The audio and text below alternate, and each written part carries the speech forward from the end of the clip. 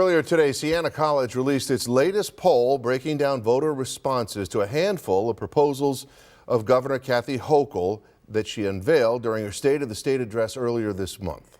While voters were universally in favor of some, like not raising the state's income tax this year, others, like SUNY tuition hikes, were not as popular. Two on your sides, Andy Payton joins us now in the studio with some insights on where each party stands. Andy?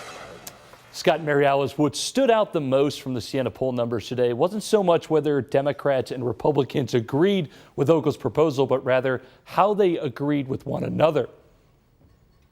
Tonight, in times of gridlock and dysfunction, New York Republicans and Democrats in rare agreement. You know, on some of her proposals, there's a lot of common ground between Republicans and Democrats, New York City and upstate. According to the latest Siena poll, Democrats and Republicans are on the same page on 5 of Governor Hochul's 7 State of the State proposals, sharing opinions on topics that range from income taxes and minimum wage to bail reform.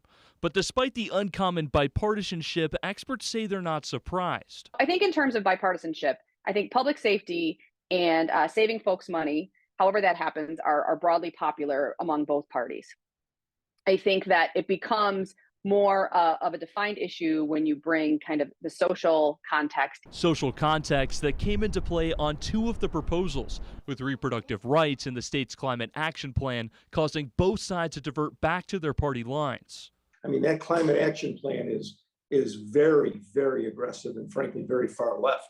And even in this state, there may be aspects of it that people just say no. But just because voters feel this way, experts say it doesn't necessarily mean it will translate to how policymakers will act. You know, I would hope that those bodies are responsive to their constituents. I know they are, but I think there's a long way to go with the work that needs to be done in Albany before we would see any of these issues actually come up for a vote and possibly be signed into law.